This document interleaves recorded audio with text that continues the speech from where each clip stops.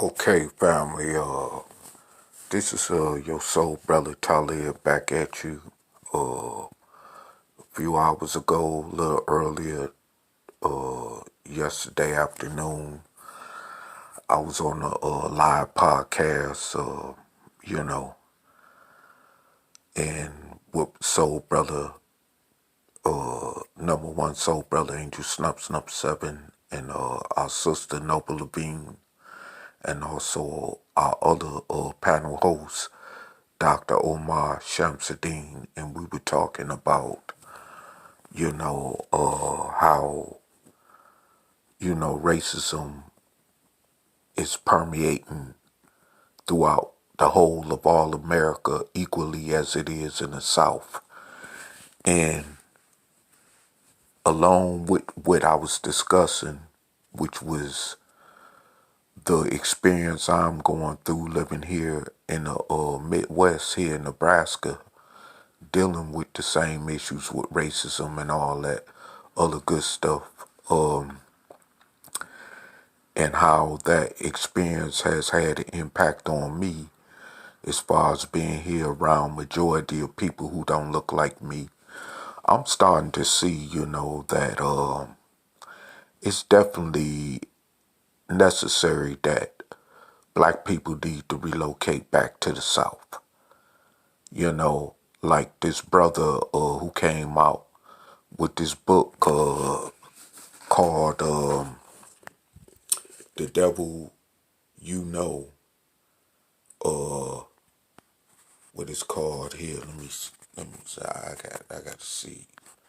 A Black Power Manifesto by Charles M. Blow, which is a copy I got and that I bought recently from a local bookstore here in town, and and he basically talks along the same talking point lines that we do from the Operation Exodus Mississippi campaign platform. And I just want to just iterate and add on to the chapter saga of this situation of why we as indigenous black Americans need a sanctuary state as a safe haven where we can be protected, and why women and children could be protected as well from the onslaught of racism, discrimination, gerrymandering, and, redistricting and gentrification and mass incarceration and all the other additives that come along with racism that has impacted us as a people for over 400 years in this country, and why it's necessary that we establish a safe haven, like starting with the control of the politics in the state of Mississippi, which from there we could build, a metropolis for ourselves where we can feel finally once and for all free of all the racism and discrimination that we suffer as a people in this country every day, and that we suffer from as a people. And not only that we suffer from, but that we are mentally as well as physically impacted by every day in this country as a people. Since racism in certain parts of the United States, like even here where I'm at in Nebraska, has been declared, a mental health crisis, because of the way that it's impacted so-called people of color like myself and many others among the 44 million of us who are dark-skinned descendants of slaves born in this country. And, every day we wake up, we smell it, we see it, as well as we live it, and we definitely do need a safe haven where we could be protected from this. Enough is enough, And as I sit up and watch these silly videos, like with debates going on in the conscious community between people like Eric Muhammad versus Chief Sandiali or Kamara Sandiata, who had a debate the other day about their teachings and all this as far as Pan-Africanism and Nation Islam teachings, but really never touched on no solid solution that would end up almost seeming like forever lasting suffering that we experience every day in this country as a people. I, am glad that I've chosen to be a part of a platform, although which is Reality Temples on Earth / Operation Exodus Mississippi, which don't get many views as channels like Eric Muhammad's channel, which is called Muhammad Temple 15, or that don't get as many views like Sonetta's channel, or that don't get too many interviews as Sarah Sue Setty's channel, or that don't get as many interviews as Polite channel, or that don't get as many views as Young Farrah, or that don't get as many views as Dr. Boyce Watkins channel, that don't get as many views as other so-called pro-blacks in the conscious community. And of course, who may not even be, experiencing their channels being monitored. And I ain't just talking about by YouTube or Google, but I'm talking about even being monitored by so-called COINTELPRO, which is now known as Homeland Security, It's because they ain't talking about nothing. They're not saying anything, that's,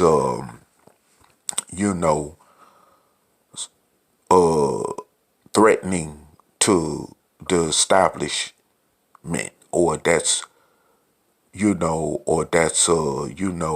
a opposition against the status quo of this country that will appear threatening to the status quo.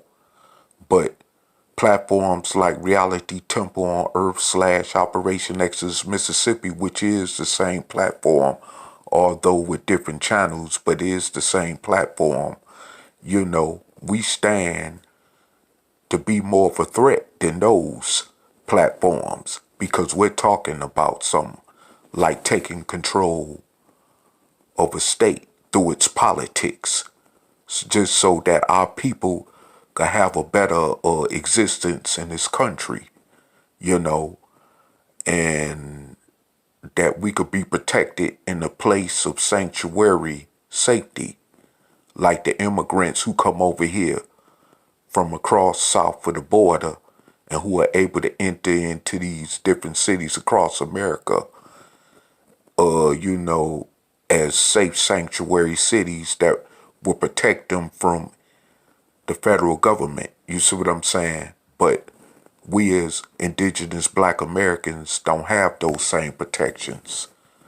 And this is why the Operation Exodus Mississippi campaign is so important, and this is why we're going to keep on pushing this ideal until some finally crack where this can actually get off the ground and become a reality.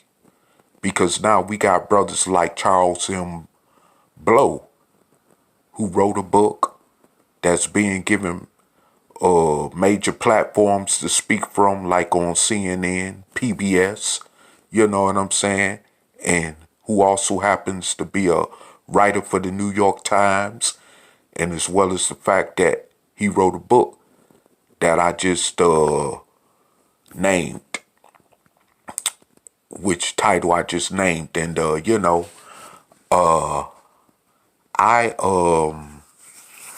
and he's talking the same language. Matter of fact, which sounds almost identically the same like Operation Exodus Mississippi. But the only difference is when he talks about blacks needing to go back to the South and take control, he's talking about taking control of the whole South. He's not talking about specifically starting with one area as an experiment, which is taking control of one state at least at a time, like we're talking about in the case of taking control of a state like Mississippi, where we could work our way from that point to where once we see that that ideal can work there in Mississippi, then we can move on to establishing that ideal as becoming a success in the other nearby states in that region like Alabama, Georgia, South Carolina, North Carolina, and other places in that region where there are majority of black people at, And, of course, we do need to take control of the resources because, see, now, like one of our brothers who was our elder, a wise elder, as I may also say, Dr. Omar Shamsuddin said, we got to take this opportunity and seize this moment by taking control of a state in the South and moving toward to taking control of more states in the South as well politically before these Caucasians decide to buy up all the equity in the land in the South and before the immigrants start populating throughout the South, which at that point then would be a complete detrimental blow to our agenda that we're trying to, execute from this platform of Operation Exodus Mississippi. And,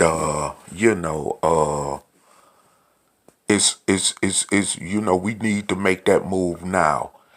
And I just also want to point out too that, we have to understand and realize that just like we always talk about from our Operation Exodus Mississippi campaign platform that, we will have a safe haven where if you're getting tired of the racial discrimination in places like New York, Chicago, Michigan, California, if you're getting tired of the racial oppression and discrimination in places like Portland, Oregon, and like where I'm at here in the Midwest, then you will have a safe haven place to go to, like Mississippi, where you will be protected from that, and where you can finally live free and exist like a real human being. You know what I'm saying? And with that said, I wanted to point out something that in California, which I just got done watching on a video on Willie D's live channel, where he was talking about, some black customer, patrons were being discriminated against by a restaurant manager in Chicago who, of course, happened to be a Caucasian. And it was a situation where, they were told to sit outside at the tables that did not have a umbrella over them covering the table, which is why everybody was sitting inside the restaurant while they were, patronizing the restaurant as customers. And so, because of the COVID protocols and stuff, normally that's why people would have to sit outside the restaurant and stuff like that. But when it came down to the fact that everybody else was in the restaurant, being served as customers while they were sitting inside, the black customers decided that they would sit inside the restaurant and was then, told after this white manager, like I say, rushed over to their table and told them they had to go sit outside. So at that point, they was wondering why they had to go sit outside when it was no problem that everybody else was allowed to sit inside the restaurant. And of course, from my understanding, according to Willie D, wasn't too many people even wearing masks up in the restaurant. Okay. And so, of course, by right, this was identified as an act of discrimination. And I experienced that definitely here in the so-called white state of Nebraska. And, of course, a similar situation took place, I remember, a couple of months ago, where I was at in a student lodge area in a building on the University of Nebraska campus here in Lincoln, Nebraska. And it was a Caucasian, and also a Caucasian who I have known for a few years since I've been here. And, me and him had a few run-ins previously in the past, of course. And, of course, I, realized that he was a racist as he came off as being, and I called him out on it several times, and when he approached me about covering my face up with a mask while I was talking to one of his co-employees, while I was sitting down in the student lounge area, first of all, I told him he didn't have nothing to say to me from my last previous encounters. He didn't have no reason saying nothing to me. And if he felt a certain type of way, like he usually does, then he should have went and got security or something. You know what I'm saying? But he didn't have no reason to say nothing to me. Point blank, period. Because he had once or a couple of times called the police on me. He had called the campus police on me, and all kind of stuff, as to try to even get me barred up off the campus. So it was issues, that went on. And of course, behind that, but the fact of the matter was that it don't even matter what the reason was that he called the police. What the reason was is that basically he was doing it out of the mere fact of being a racist. It's just that simple because of our past encounters. And the fact that I heard even by other Caucasians that he called me a N-word behind my back. And when I confronted him about it, of course, he denied it. But he denied it with emotions to the point where the conversation kind of got a little out of hand, where it was no longer a rational conversation because of the fact that I had confronted him and he just couldn't accept the fact with me confronting him about the accusations of him calling me the N-word. And so, I basically told him that if you don't like black people, then you have no business saying nothing to me. And that's basically what I told him. And so anyway, this particular last time we ran into each other in the university campus in a part which I really don't go to, unfortunately, no more, to just avoid a situation where things might get worse, because I could only deal with so much when it comes to dealing with these races. And I know I'm in this place where I'm not from.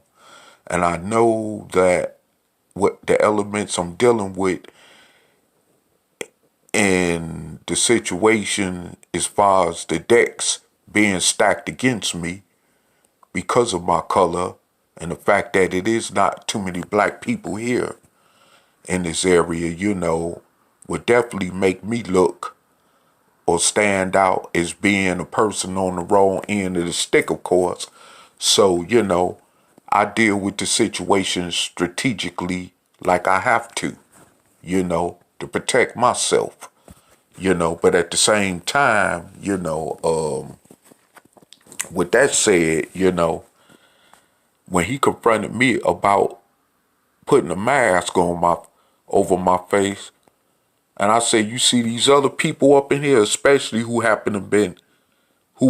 happened to be college students, okay, that was sitting in there and didn't have no masks on at all. At least I had my mask, wrapped around my ears while all I had to do was pull my mask up, okay? But at the same time, these other people who happened to be the same color as he was did not have a mask on, period. So why is he saying anything to me in the first place, in that case, and ain't saying nothing to them at all? You know what I'm saying? And then he ain't even in no position. He's just a janitor or a maintenance person, and why I go to this local community college here in town, which is another school institution here in this area,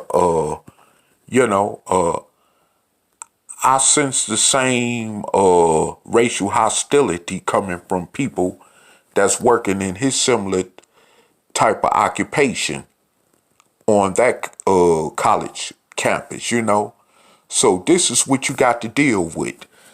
And this is why it's definitely necessary that we get a safe haven for us as black Americans to protect us from this type of stuff, as far as discrimination, racial profiling, you know what I'm saying? And we're going to have to. And eventually, because at one time or so, or a couple of times, I did live down south, and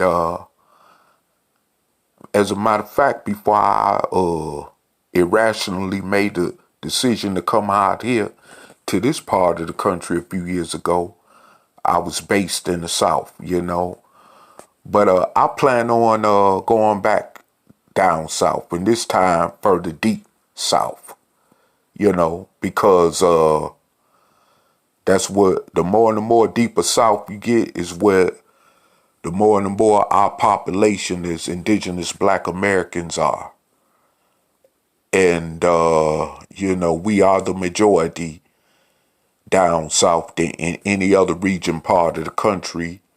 And like our brother, Dr. Umar Shamsuddin said, that most of these other parts, like up north, where I'm originally from, like Michigan, and like the East Coast, West Coast, and all that, and in this part of the Midwest where I'm at, in the great so-called Great Plains, which is here in Nebraska and others like other surrounding areas near Nebraska, these places here don't want us.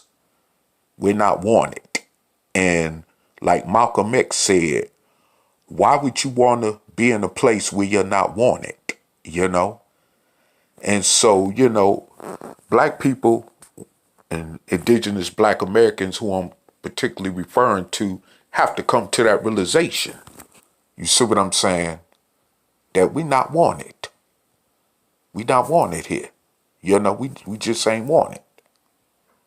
And we need to be among each other. And I know that's because, I was under that mentality even more recently ago that I don't need to be around other black people to feel protected. But at the end of the day, just like any other human being, I make mistakes in my own judgment or prejudgment, and which leads to the decisions that could be consequential, you see.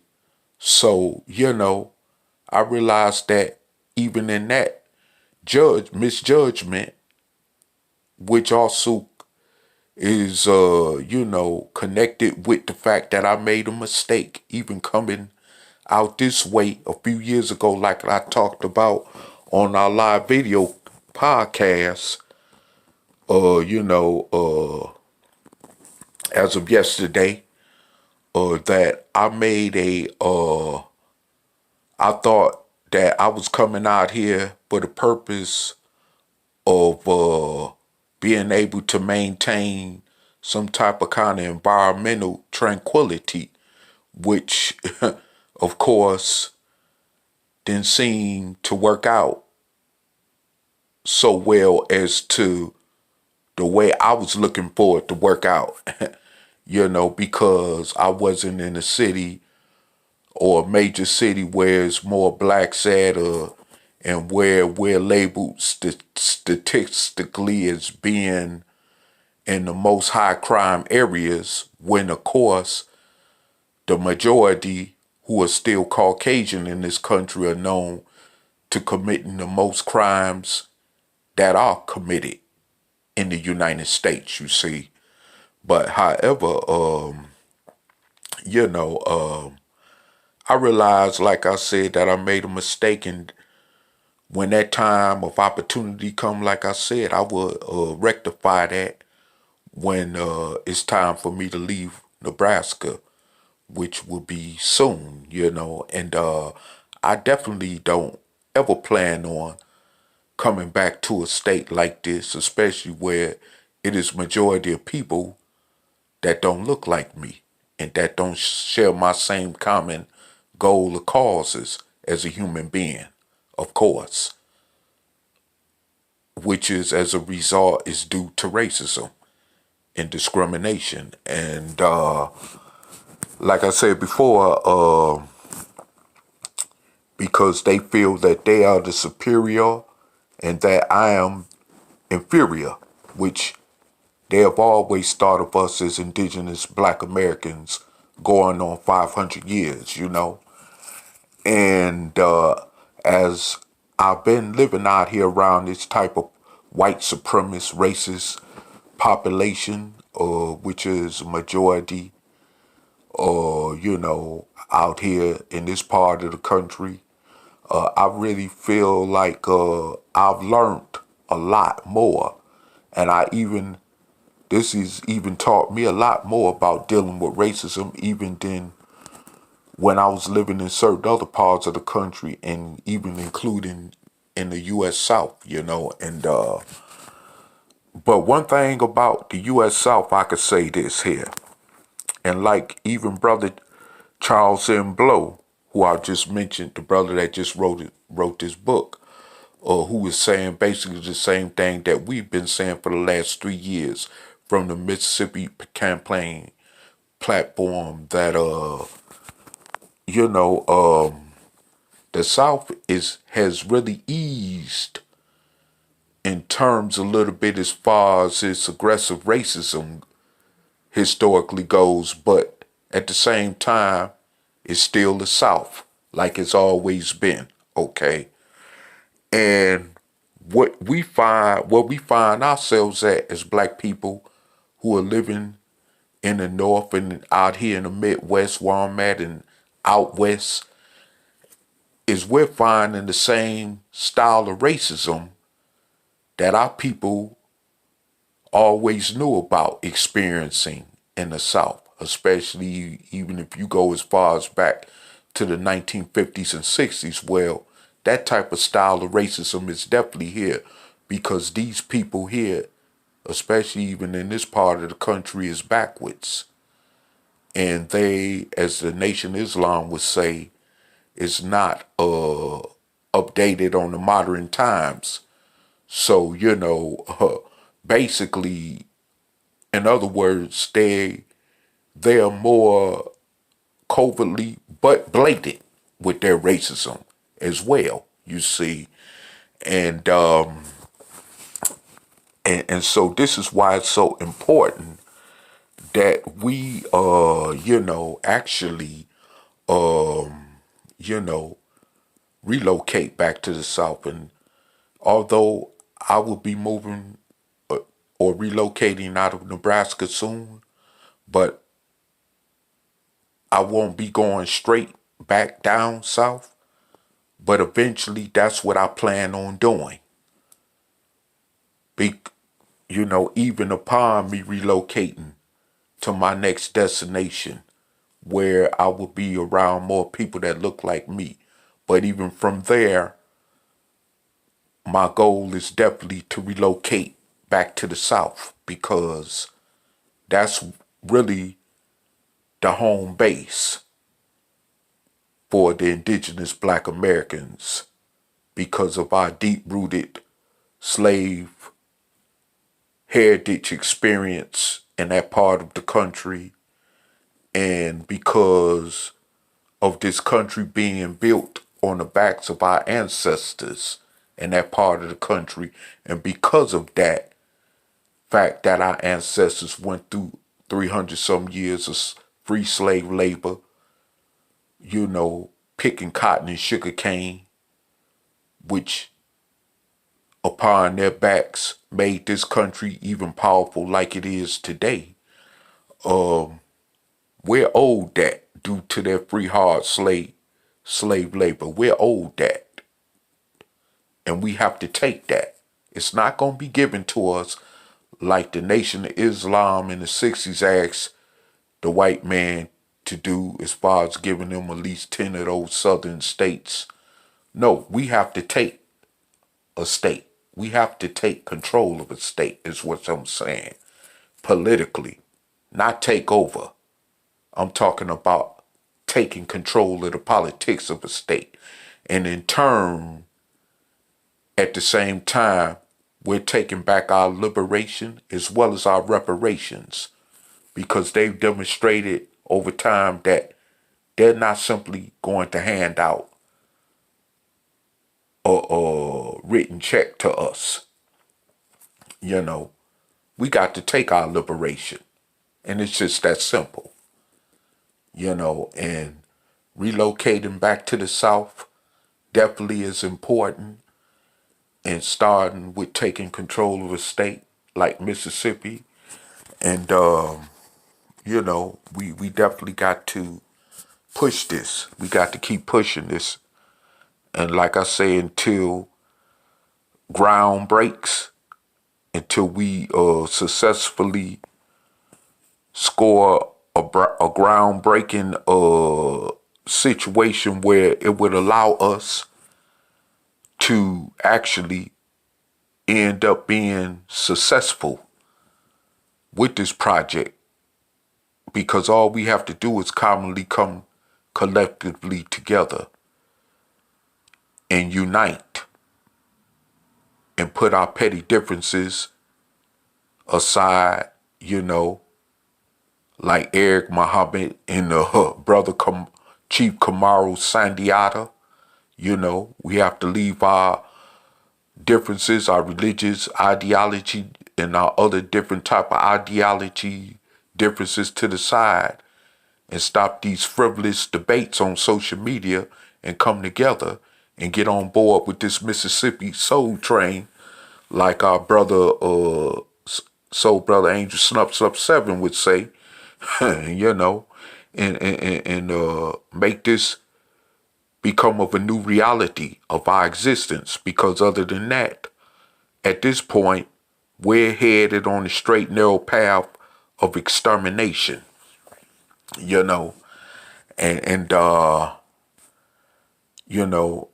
we are finding, and that's 44 plus million in this country, we are actually facing the same situation that the ancient Native Americans faced upon the Europeans' arrival as colonists on the continent, which is today called North America, which it was said projectedly or around projectedly that it was 69 million of them. I think, yeah, 70 or 69 million of them. And they mostly all ended up getting wiped out. And of course, look at them now. Just like the Native American Indians I see out here in the Midwest here in Nebraska. You know, they in different pockets, you know, around the country, but it's very few of them. Whether they here, Oklahoma, up in the South or North Dakota or Montana somewhere, you know what I'm saying? They are, not even a third of the population. They're not, matter of fact, even a quarter of the population. But prior to the European colonists, arrival to America, it was 60-some million of them. You know, and it was even tribes of them wiped out, whose history was totally erased, that we would never even know existed because their entire history was erased. You see, so, I mean, we as indigenous Black Americans, whether we got part Native American in us, whether we got part African in us, part West Indian in us, and of course, some Caucasian blood in us, you know what I'm saying? We could find ourselves being in a exact position if we do not, actually do something about taking our liberation, and it's just that simple, and I just feel like at this time and point that when I even look at social media and I see how we're being discriminated against as well as regentrified, like in places like Washington D.C., up in New York City, in Portland, Oregon, and Oakland, you know what I mean, and in places like in L.A., around the L.A. area in Southern California, and also where gentrification has been going on all along, even like here in Lincoln, Nebraska, which I found out since I've been living here. It was that they had a Black neighborhood here locally in town, and it was known as T-Town. Well, because of gentrification, that only became history, and it's not even a replica of what a Black community is supposed to look like because of regentrification. Just like historically, Georgetown and Washington, D.C. was a Black community, but was, of course, because of gentrification, which is why if you Black and you in Georgetown, you just stuck out like a thorn, unless you a college student in that area or whatever, But you know, like I said before, because of regentrification is why we are being ran out of a lot of these northern cities and cities here in the Midwest as well as out on the West Coast. And so definitely, and of course, some blacks who have become wise to that situation have fled to the South, and it's best that more of us, as possible, you know, take that wise choice to flee to the South, because that's all we got. That's our last hope shot as far as political as well as economic survival. Like our brother Charles M. Blow has been nationally on the media, in the media talking about, you know, far as being allowed interviews on these Caucasian major media platforms, you know. And so to talk about this, and however, we need to understand that that's the best thing for us to do, is take control of a state where we have a protective, safe haven for us and our people, you know, because right now we're open for all out slaughter.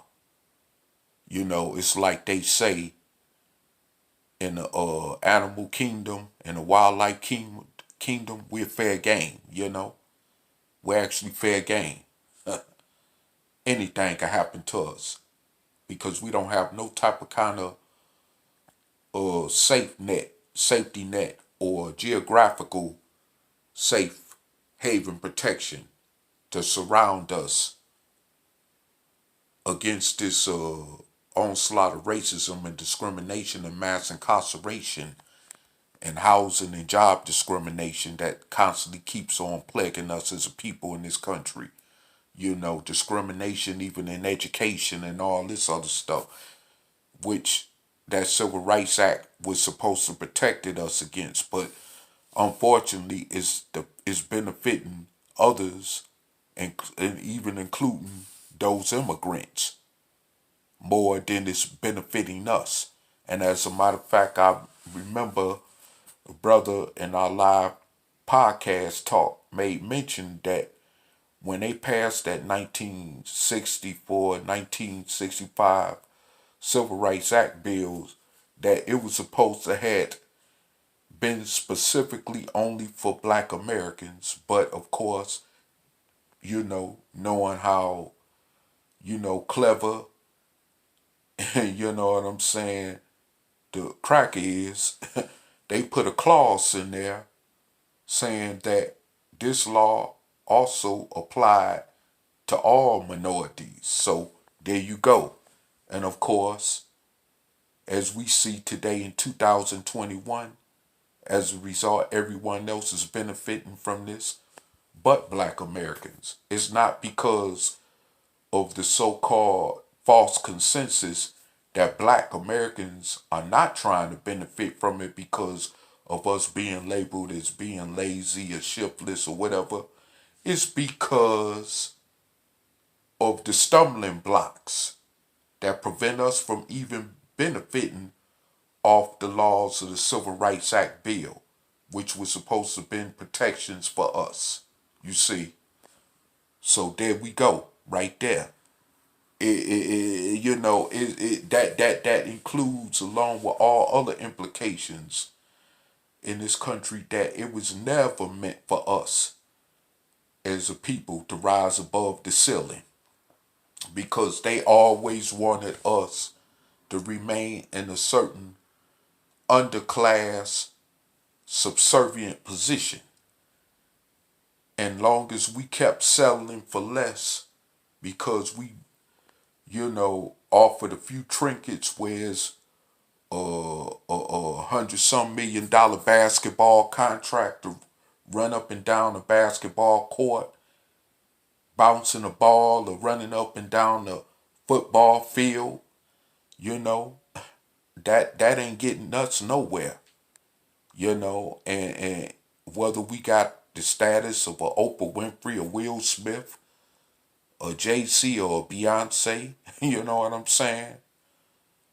You know, or a Gal King, whatever her name is, you know, and other people like them, like Michael Jordan, you know, Floyd Mayweather, you know, and the list goes on, you know, and I mean, all 44 plus million of us cannot be that. And even like I said, in their cases, they're still slaves. You know, they may have a little more money than most of us as 44 plus million black Americans, but they still are equally looked upon by the status quo, just like the rest of us as 44 plus indigenous black Americans. That's why we hear about known famous sports athletes and celebrities getting stopped in the streets by the police while being harassed and racially profiled. You see what I'm saying? So they money ain't protecting them from potentially taking a bullet and not waking up from it. You see what I'm saying? So, I mean, it's all kind of implications that this, what we got set up as a project, is for all of 44 plus million. No matter what background and walk of life we come from. And if we could show that we're serious in this undertaking of this project, people like Oprah Winfrey, Will Smith will be willing to donate a few of their, resources to help us to actually get this project, further elevated to where we can actually have something, that we could call our own as a people. And I ain't talking about the tiddly bit stuff like having your own business, having your own restaurant, having your own company or whatever. I'm talking about us having control of a whole entire state, which all implications come behind that, like us having our own National Guard, So in case the federal government want to make a move on us, we got some real protection that where we could even,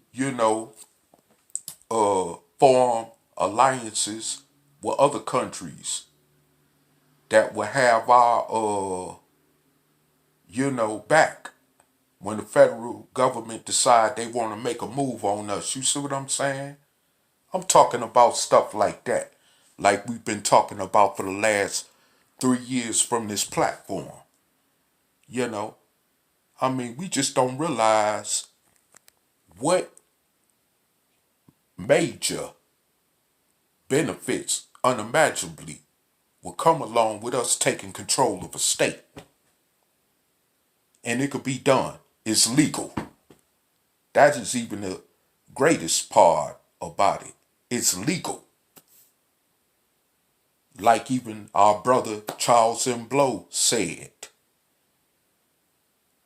or was to have said, it is legal.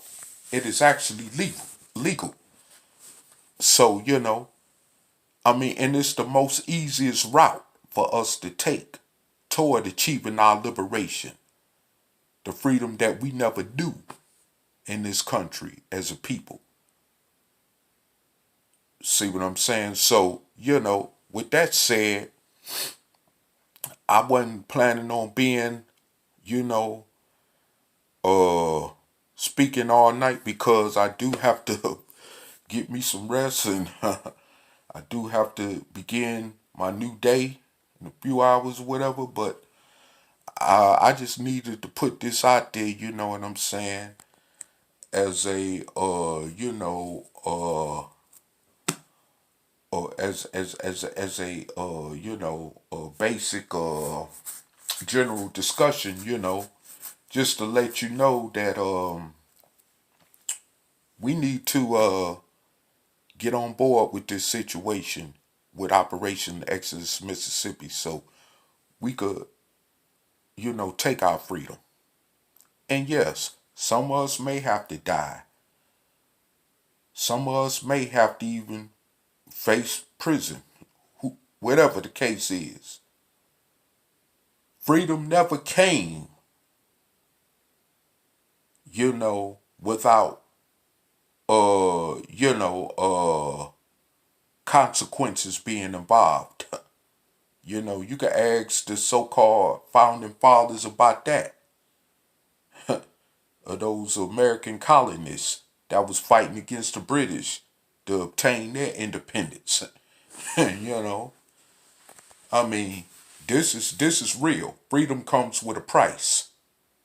Nowhere in the history of this planet Earth has anybody among humanity or any group of people among humanity have ever got real freedom through just sitting back waiting on it.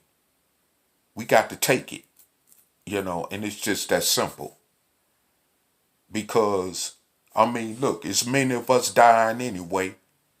Thousands upon thousands of us, whether we dying at the hands of some racist police, gunning us down, or racially profiling us, or trumping charges up against us, sending a lot of us to prison on trumped up charges, where we got to face during the rest of our life for crimes that we was framed with, and all other type of crazy stuff, So, you know what I'm saying? We dealing with a whole lot of stuff, but we have to, and it don't even take that many. It don't take all 44 million of us. It just take a very few of us to make it happen, where the rest of the 44 million will, catch on. And once they see this is real serious and that we're doing something that actually will bring in a new reality, then they would follow along, because they'll see that this is real and it's just not talk. That's why we got to get out of this mode with talking and put in action and stop all this egotism because of our disagreements, and get down to the business of helping to liberate our people from an oppressor. And with that said, I'm gonna be Audi 5000.